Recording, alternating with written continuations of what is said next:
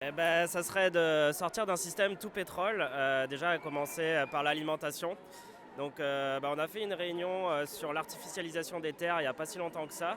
Et on parlait beaucoup des terres arables qui servaient à faire surtout en fait, des zones industrielles ou même des déchetteries. Mais on ne parlait pas du tout de l'agriculture après pétrole. Alors qu'on sait très bien qu'il va y avoir des chocs pétroliers et que même si de toute façon il n'y avait pas de choc pétrolier et qu'on continuait à consommer autant de pétrole qu'on le fait actuellement, on irait vers un réchauffement à plus 7 degrés d'ici la fin du siècle, ce qui veut dire, moi ça fait 3 ans que je me lance dans l'agriculture urbaine, je sais très bien qu'on n'arrivera plus à faire pousser grand chose en fait.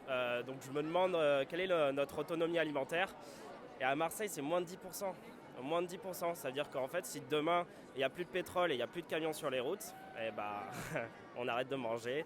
Et j'ai un peu peur de ce qui risque d'arriver si jamais il n'y a pas de solution mise en place.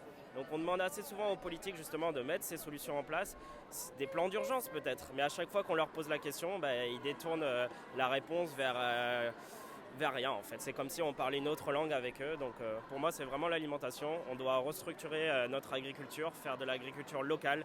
On le sait le faire en plus.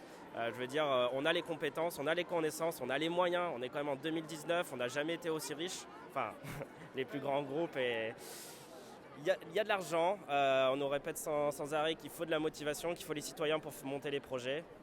Nous on est prêts, on est des acteurs de terrain, maintenant il faut que les institutions politiques suivent et que aussi les grandes entreprises qui elles ont les leviers d'action s'y mettent aussi parce que sinon on rame à contre-courant et on n'y arrivera pas quoi.